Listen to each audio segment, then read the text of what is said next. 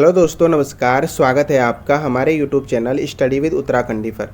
दोस्तों, आज की वीडियो में मैंने लूसेंट जीएस से कुछ इंपॉर्टेंट एमसीक्यू लिए हैं एक्स्ट्रा फैक्ट के साथ, जो आपके आने वाले एग्जाम के लिए बहुत ज़्यादा इंपॉर्टेंट होने वाले हैं। तो दोस्तों, वीडियो में अंत तक बने रहना और वीडियो को लाइक और चैनल को सब्सक्राइब जरूर करना। तो चलो दोस्तों, बिना किसी देरी किए वीडियो की शुरुआत करते हैं।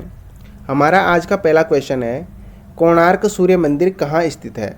तो दोस्तों, कोणार्क सूर्य मंदिर उड़ीसा में स्थित है।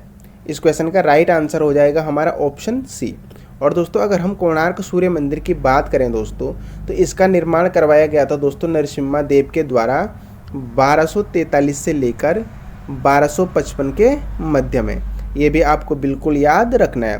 क्वेश्चन बन सकता है दोस्तों कि कोणार्क सूर्य मंदिर का निर्माण कब करवाया गया था, तो आप बताएंगे 1243 से लेकर 1255 के मध्य में। और कोणार्क सूर्य मंदिर का निर्माण किसके द्वारा करवाया गया था, तो आप बताएंगे नरसिम्हा देव के द्वारा। और कोणार्क सूर्य मंदिर कहाँ स्थित है, तो आप बताएंगे उड़ीसा में।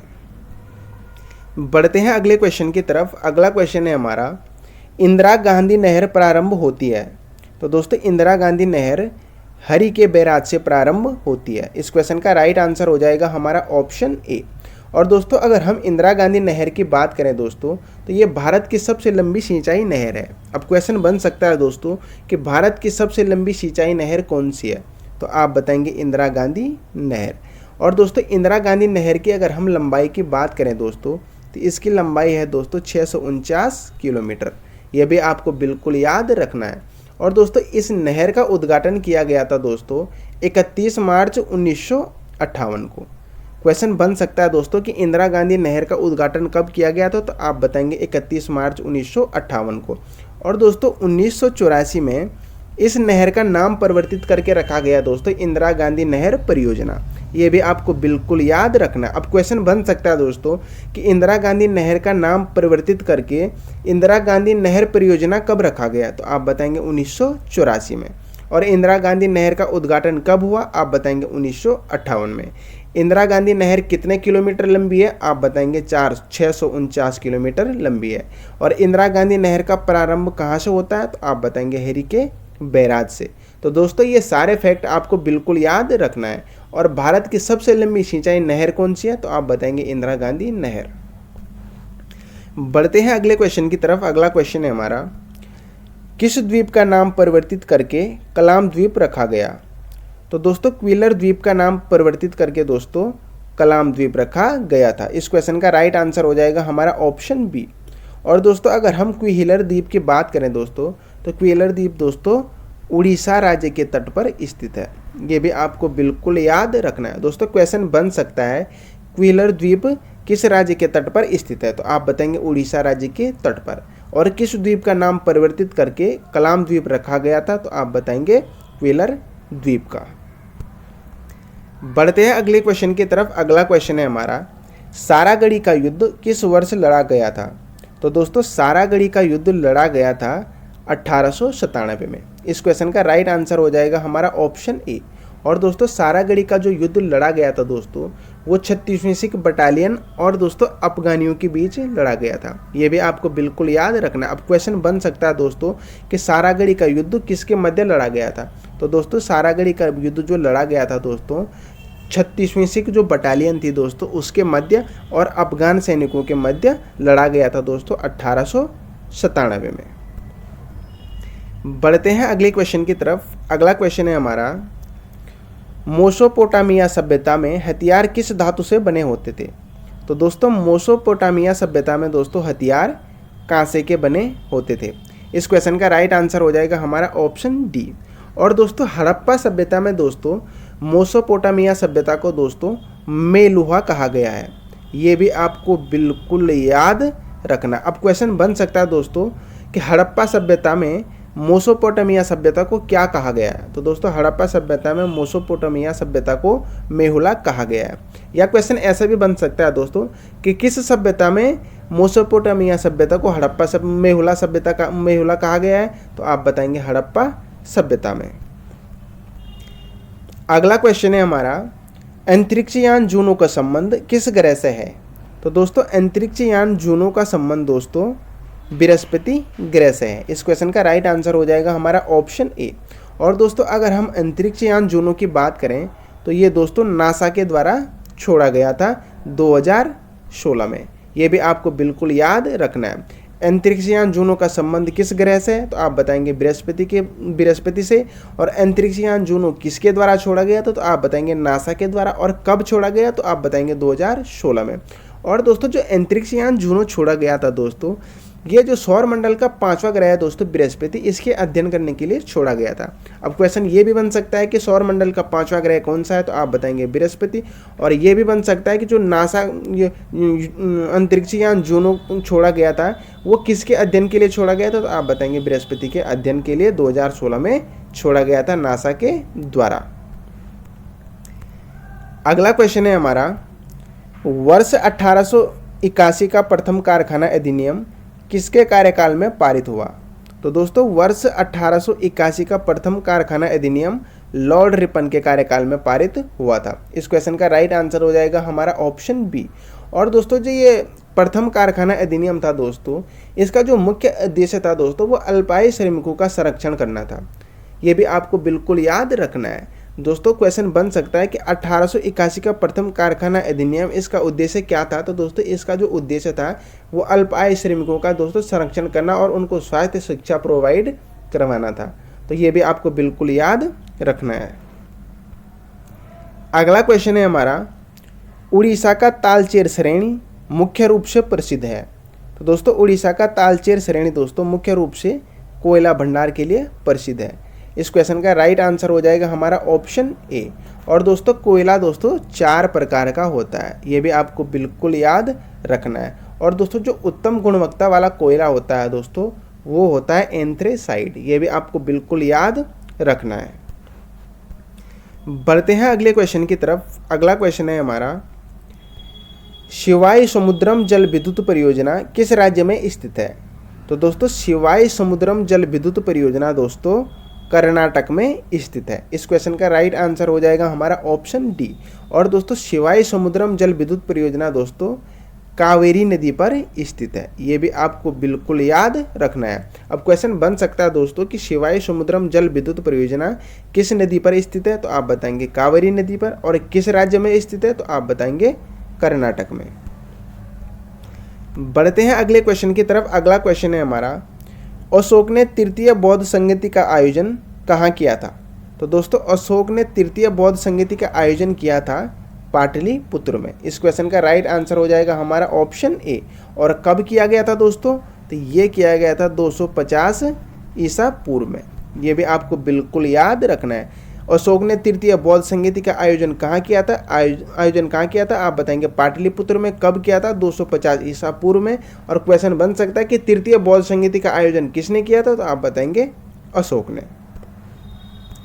बढ़ते हैं अगले क्वेश्चन की तरफ। अगला क्वेश्चन और बहुत ज़्यादा इंपॉर्टेंट क्वेश्चन है, नागरिकों के मूल कर्तव्य संविधान के किस भाग में वर्णित हैं। तो दोस्तों जो नागरिकों के मूल कर्तव्य हैं दोस्तों वो संविधान के भाग 4 क में वर्णित हैं। इस क्वेश्चन का राइट आंसर हो जाएगा हमारा ऑप्शन ए। और दोस्तों क्वेश्चन बन सकता है कि भारतीय संविधानों के जो मूल कर्तव्य हैं दोस्तों उनका वर्णन किस अनुच्छेद में किया गया है। तो दोस्तों उनका वर्णन किया गया है अनुच्छेद 51 क में, ये भी आपको बिल्कुल याद रखना है। नागरिकों के मूल कर्तव्य संविधान के किस भाग में, अगर भाग पूछा जाए तो भाग 4 क में, और अगर अनुच्छेद पूछा जाए तो अनुच्छेद 51 क में। और दोस्तों जो मूल कर्तव्य लिए गए हैं वो सोवियत संघ के संविधान से लिए गए हैं, ये भी आपको बिल्कुल याद रखना है। क्वेश्चन बन सकता है दोस्तों कि भारतीय संविधान में मूल कर्तव्य किस देश के संविधान से लिए गए हैं तो आप बताएंगे सोवियत संघ के संविधान से लिए गए हैं। और नागरिकों के मूल कर्तव्यों का वर्णन संविधान के किस भाग में है तो भाग पूछे तो भाग 4 क, और अनुच्छेद पूछा जाए तो अनुच्छेद 51 क। बढ़ते हैं अगले क्वेश्चन की तरफ। अगला क्वेश्चन है हमारा, भारत में राष्ट्रीय आय का आकलन किया जाता है। तो दोस्तों भारत में राष्ट्रीय आय का जो आकलन किया जाता है वो केंद्रीय सांख्यिकी संगठन द्वारा किया जाता है। इस क्वेश्चन का राइट आंसर हो जाएगा हमारा ऑप्शन डी। और दोस्तों भारत में राष्ट्रीय आय का आकलन सर्वप्रथम 1951 में हुआ था। ये भी आपको बिल्कुल याद रखना है। क्वेश्चन बन सकता है कि भारत में राष्ट्रीय आय का आकलन सर्वप्रथम कब हुआ था, तो आप बताएंगे 1951 में। और दोस्तों जो राष्ट्रीय आय आकलन है दोस्तों, जो उसका जो भारत में राष्ट्रीय आय आकलन किया जाता है वो केंद्रीय सांख्यिकी गठन द्वारा किया जाता है दोस्तों। और इसका मुख्यालय कहाँ है, तो आप बताएंगे दिल्ली में। ये भी आपको बिल्कुल याद रखना, मुख्यालय कहाँ है, दिल्ली में। राष्ट्रीय आय का आकलन कब से शुरू हुआ, 1951 से। अगला क्वेश्चन है हमारा, बंधुआ मजदूरी प्रणाली उन्मूलन कानून किस वर्ष पारित हुआ। तो दोस्तों बंधुआ मजदूरी प्रणाली उन्मूलन कानून दोस्तों 1976 में पारित हुआ था। इस क्वेश्चन का राइट आंसर हो जाएगा हमारा ऑप्शन बी। और दोस्तों जो ये कानून पारित हुआ था दोस्तों, इसका मुख्य उद्देश्य था दोस्तों कि जो समाज में दोस्तों कमजोर वर्ग के लोगों का जो आर्थिक शोषण हो रहा था दोस्तों, उसको रोकना और उनको दोस्तों आवश्यक एवं वित्तीय सहायता प्रदान करना इस बंधुआ मजदूरी प्रणाली उन्मूलन का मुख्य उद्देश्य था। तो ये भी आपको बिल्कुल याद रखना है। कब पारित हुआ था, 1976 में। और इसका मुख्य उद्देश्य क्या था, तो समाज में जो आर्थिक और कमजोर रूप से जो वर्ग था दोस्तों, इनके शोषण को रोकना इसका मुख्य उद्देश्य था। और इनको दोस्तों आवास की सुविधा और वित्तीय सहायता प्रदान करना इसका मुख्य उद्देश्य था। अगला क्वेश्चन है हमारा, शकलोत्तर पंथनाद की उपाधि किस शासक ने धारण की थी। तो दोस्तों शकलोत्तर पंथनाद की उपाधि दोस्तों हर्षवर्धन ने धारण की थी। इस क्वेश्चन का राइट आंसर हो जाएगा हमारा ऑप्शन ए। और दोस्तों भारत का अंतिम हिंदू शासक कौन था, तो आप बताएंगे हर्षवर्धन। क्वेश्चन बन सकता है दोस्तों कि भारतीय इतिहास में या भारत का अंतिम हिंदू शासक कौन था, तो आप बताएंगे हर्षवर्धन। और शकलोत्तर पंथ की उपाधि किसने धारण करी थी, तो आप बताएंगे हर्षवर्धन। अगला क्वेश्चन है, बहुत ज़्यादा इंपॉर्टेंट क्वेश्चन है दोस्तों, वित्त आयोग का प्रावधान भारतीय संविधान के किस अनुच्छेद में किया गया है। तो दोस्तों वित्त आयोग का प्रावधान भारतीय संविधान के दोस्तों अनुच्छेद 280 में किया गया है। इस क्वेश्चन का राइट आंसर हो जाएगा हमारा ऑप्शन ए। और दोस्तों जो वित्त आयोग का जो गठन किया जाता है वो राष्ट्रपति के द्वारा किया जाता है। क्वेश्चन बन सकता है दोस्तों कि वित्त आयोग का गठन किसके द्वारा किया जाता है, तो आप बताएंगे राष्ट्रपति के द्वारा। और वित्त आयोग का गठन दोस्तों कितने सालों के लिए किया जाता है, आप बताएंगे 5 वर्षों के लिए। और दोस्तों वित्त आयोग के जो अध्यक्ष होते हैं दोस्तों, उनकी संख्या भी दोस्तों 5 होती है। तो ये सारे फैक्ट दोस्तों आपको याद रखने हैं। वित्त आयोग का प्रावधान भारतीय संविधान के किस अनुच्छेद में किया गया, आप बताएंगे 280 में। और वित्त आयोग का गठन कौन करता है, आप बताएंगे राष्ट्रपति। कितने सालों के लिए करता है, 5 सालों के लिए। और वित्त आयोग के जो सदस्य होते हैं उनकी संख्या कितनी होती है, आप बताएंगे 5। अगला क्वेश्चन है हमारा, जल्लीकट्टू किस राज्य का पारंपरिक खेल है। तो दोस्तों जो जल्लीकट्टू है दोस्तों वो तमिलनाडु का पारंपरिक खेल है। इस क्वेश्चन का राइट आंसर हो जाएगा हमारा ऑप्शन ए। और दोस्तों ये तमिलनाडु का राष्ट्रीय खेल है दोस्तों। और इस खेल में दोस्तों सांडों को भी क्या होता है दोस्तों कि जो जब मेला लगता है दोस्तों, जो खेल होता है दोस्तों, इसमें क्या होता है दोस्तों कि जो सांड होते हैं, सांडों को मेले के बीच में छोड़ा जाता है। इस खेल के बीच में सांडों को छोड़ा जाता है। तो दोस्तों जो जल्लीकट्टू है दोस्तों वो तमिलनाडु का पारंपरिक खेल है। अगला क्वेश्चन है हमारा, गुप्त वंश का संस्थापक कौन था। तो दोस्तों गुप्त वंश का संस्थापक था श्रीगुप्त। इस क्वेश्चन का राइट आंसर हो जाएगा हमारा ऑप्शन सी। और दोस्तों जो श्रीगुप्त था दोस्तों उसने गुप्त वंश की स्थापना करी थी दोस्तों 240 से लेकर 280 के मध्य में। ये भी आपको बिल्कुल याद रखना है। तो श्रीगुप्त वंश का संस्थापक कौन था, आप बताएंगे श्रीगुप्त। और श्रीगुप्त ने दोस्तों गुप्त वंश की स्थापना कब करी थी, तो आप बताएंगे 240 से 280 ईस्वी के मध्य में। और दोस्तों जो श्रीगुप्त वंश था दोस्तों इसकी जानकारी दोस्तों हमें वायु पुराण से मिलती है। ये भी आपको बिल्कुल याद रखना है, बहुत ज़्यादा इंपॉर्टेंट है दोस्तों। क्वेश्चन बन सकता है कि गुप्त वंश की जानकारी हमें किस पुराण से मिलती है, तो आप बताएंगे वायु पुराण से। और दोस्तों जो गुप्त वंश था दोस्तों इनकी भाषा थी दोस्तों संस्कृत। अब क्वेश्चन बन सकता है दोस्तों कि गुप्त वंश की भाषा कौन सी थी, तो आप बताएंगे संस्कृत। और इनकी जानकारी हमें किस पुराण से मिली, आप बताएंगे वायु पुराण से। और गुप्त वंश का संस्थापक कौन था, आप बताएंगे श्रीगुप्त। अगला क्वेश्चन है हमारा, कृषि मूल्य आयोग की स्थापना किस वर्ष हुई थी। तो दोस्तों कृषि मूल्य आयोग की स्थापना हुई थी 1965 में। इस क्वेश्चन का राइट आंसर हो जाएगा हमारा ऑप्शन बी। अगला क्वेश्चन है हमारा, सविनय अवज्ञा आंदोलन प्रारंभ हुआ था तो दोस्तों सविनय अवज्ञा आंदोलन दोस्तों प्रारंभ हुआ था 6 अप्रैल 1930 को। इस क्वेश्चन का राइट आंसर हो जाएगा हमारा ऑप्शन बी। और दोस्तों सविनय अवज्ञा आंदोलन किसके द्वारा शुरू किया गया था, तो आप बताएंगे महात्मा गांधी जी के द्वारा। ये भी आपको बिल्कुल याद रखना है। सविनय अवज्ञा आंदोलन का प्रारंभ कब हुआ था, आप बताएंगे 6 अप्रैल 1930। और किसके द्वारा शुरू किया गया था, आप बताएंगे महात्मा गांधी के द्वारा। अगला क्वेश्चन और आज का अंतिम क्वेश्चन है हमारा, गुरु शिखर किस पर्वत श्रृंखला की सबसे ऊंची चोटी है। तो दोस्तों जो गुरु शिखर है दोस्तों वो अरावली पर्वत श्रृंखला की सबसे ऊंची चोटी है। इस क्वेश्चन का राइट आंसर हो जाएगा हमारा ऑप्शन ए।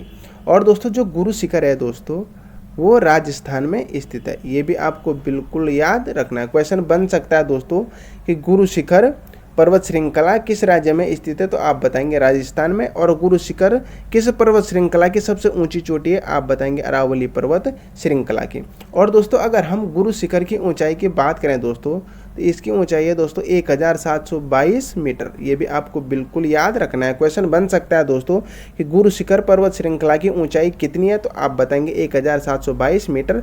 और गुरु शिखर पर्वत श्रृंखला किस राज्य में स्थित है, आप बताएंगे राजस्थान में। और गुरु शिखर पर्वत श्रृंखला की सबसे ऊंची चोटी कौन सी है, तो आप बताएंगे अरावली। तो दोस्तों ये थे हमारे आज के कुछ इंपॉर्टेंट क्वेश्चन। आशा करता हूँ आपको वीडियो अच्छी लगी होगी। अगर वीडियो अच्छी लगती है तो वीडियो को लाइक, चैनल को सब्सक्राइब जरूर करें। Thank you.